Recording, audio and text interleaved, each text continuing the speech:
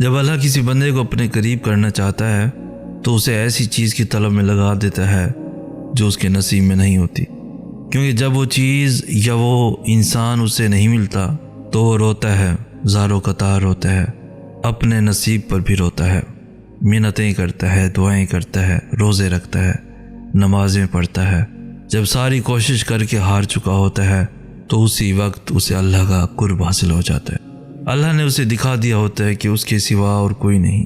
اللہ نے سارے رشتے کی حقیقت عیاں کر دی ہوتی ہے جس سے ہمیں محبت ہوتی ہے، اور اب اس چیز کی طلب بھی باقی نہیں رہتی۔ دل ضد نہیں کرتا، دماغ کو سکون مل چکا ہوتا ہے، اب اسے اللہ کو راضی کرنے کی فکر لگی رہتی ہے۔ بہت خوش نصیب ہے وہ شخص جسے اللہ کی محبت حاصل ہو جائے۔ منظر کبھی بھی ایک سا نہیں رہتا، حالات بھی بدلتے ہیں اور وقت بھی پاسا پلٹتا ہے۔ بات صرف صبر اور یقین کی ہے۔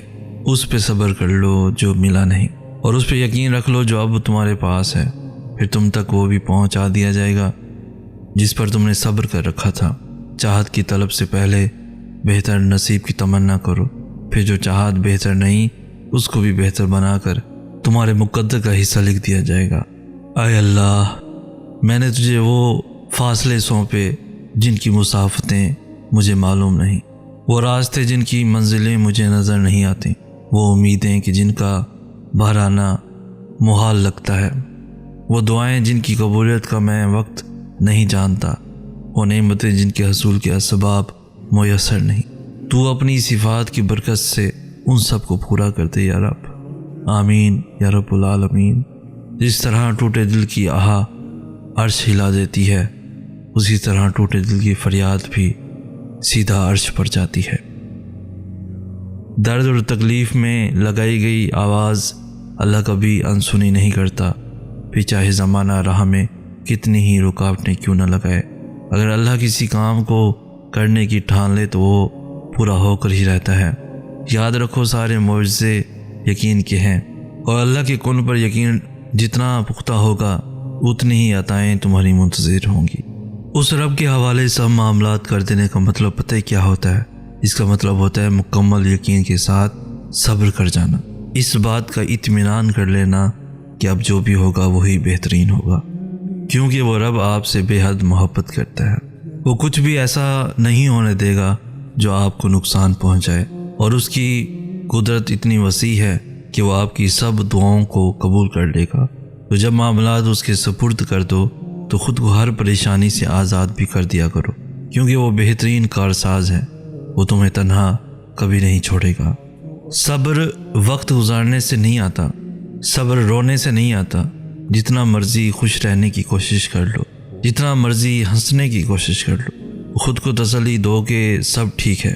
وہ تکلیف اس وقت کے لیے تو کم ہو جائے گی، مگر دل کے اندر ہی کہیں خاموش ہو جائے گی۔ صبر تب آتا ہے جب صبر دل سے کیا ہوتا ہے، مجبوری سمجھ کر نہیں، فرض سمجھ کر نہیں۔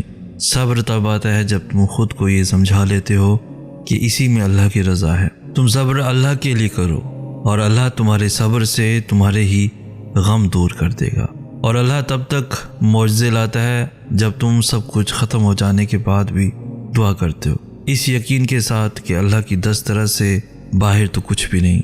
یہ کبھی مت سوچنا کہ تم جہاں ابھی ہو، اس تکلیف میں اس وقت ہو، ہمیشہ ہی اس میں ہی رہو گے، یا تمہاری دعا اب تک سنی نہیں گئی تو کبھی نہیں سنی جائے گی۔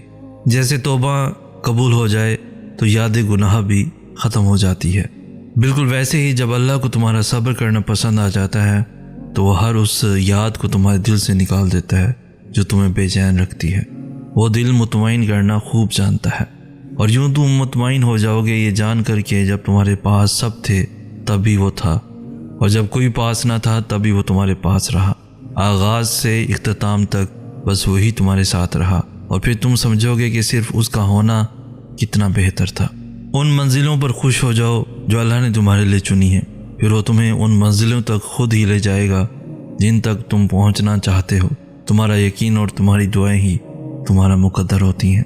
سورہ توبہ میں اللہ تعالیٰ فرماتے ہیں، کیا تم اس قوم سے نہیں لڑو گے جنہوں نے اپنی قسمیں توڑیں اور رسول اللہ صلی اللہ علیہ وآلہ وسلم کو نکالنے کا ارادہ کیا، حالانکہ پہلی مرتبہ انہوں نے ہی تم سے ابتدا کی تھی، تو کیا تم ان سے ڈرتے ہو؟ بس اللہ اس کا زیادہ حقدار ہے کہ تم اس سے ڈرو۔ اگر ایمان رکھتے ہو تم ان سے لڑو، اللہ تمہارے ہاتھوں سے انہیں عذاب دے گا اور انہیں ذلیل و رسوا کرے گا اور ان کے خلاف تمہاری مدد فرمائے گا، اور اللہ ایمان والوں کے دلوں کو ٹھنڈا کر دے گا اور ان کے دلوں کی گھٹن دور فرمائے گا، اور اللہ جس پر چاہتا ہے اپنی رحمت سے رجوع فرماتا ہے۔ اللہ علم والا، حکمت والا ہے۔ جو جتنا اس رب کے قریب ہوتا ہے اس کی آزمائش بھی اتنی کٹھن ہوتی ہے۔ بس تم ہمت نہ ہارنا، وہ تمہیں آزما تو رہا ہے مگر اس نے تمہیں تنہا نہیں چھوڑا۔ اس پر یقین رکھتے ہوئے صبر کرو، دعائیں جلد قبول ہو جائیں گی۔ آئے میرے پیارے اللہ، مجھے ان ذہنی اذیتوں سے نکال دے جو مجھے پریشان رکھتی ہیں۔ میرے حال پر رحم کر، جس بات کو لے کر تیری ذات سے دعا گو ہوں اس میں میرے لیے خیر کا معاملہ کر۔ مجھے ہر وہ سکون اور خوشی عطا کر جو تیرے سوا کوئی نہیں دے سکتا۔ اللہ فرماتا ہے، ماں اپنے بچے کی ایک سسکی بھی سہ نہیں پاتی، اور میں تو تم سے 70 ماؤں سے بڑھ کر پیار کرتا ہوں۔ اللہ کو چھوڑ دو گے تو کوئی چیز ہاتھ نہیں آئے گی۔ جہاں اتنا صبر کیا ہے وہاں تھوڑا صبر اور صحیح۔ پھر دیکھو جو اب تک تمہارے نصیب کا حصہ نہیں تھا وہ بھی تم تک پہنچا دیا جائے گا۔ غم نہ کرو، اللہ تمہارے ساتھ ہے۔ ایک ہار پہ ہر اس فتح کو بھول گئے ہو جس سے اللہ نے تمہیں ہمکنار کیا تھا۔ اس کی رحمتوں کو یاد کرو اور ذہن نشین کر لو کہ تمہارا رب ہر شے پر کامل ہے۔ اللہ تمہیں تمہاری دعاؤں سے آزماتا ہے، وہ تمہیں ہر اس چیز سے آزماتا ہے جو تمہاری دعاؤں کا حصہ ہوتی ہے، کیونکہ دعاؤں میں وہی رہتے ہیں جن سے تمہیں بے پناہ محبت ہوتی ہے۔ تم سوچ رہے ہوگے کہ جب دعائیں معجزوں کے لیے بنائی گئی ہیں تو پھر اللہ انہیں تمہارے لیے آزمائش کیوں بنا دیتا ہے؟ وہ ایسا اس لیے کرتا ہے کیونکہ دعائیں توکل کی دلیل ہوتی ہیں، اور اللہ کہتا ہے کہ تمہیں کیا لگتا ہے کہ تم کہو گے کہ میں ایمان لایا اور تمہیں آزمایا نہ جائے گا؟ جب تم یقین کا دعویٰ کرتے ہو تو سب سے پہلے اس یقین کی گواہی تمہارے دل سے لی جاتی ہے، اس لیے ہر اس شے کو تم سے دور کر دیا جاتا ہے جس کے بغیر تمہارا دل دھڑکنے کا تصور بھی نہیں کر سکتا۔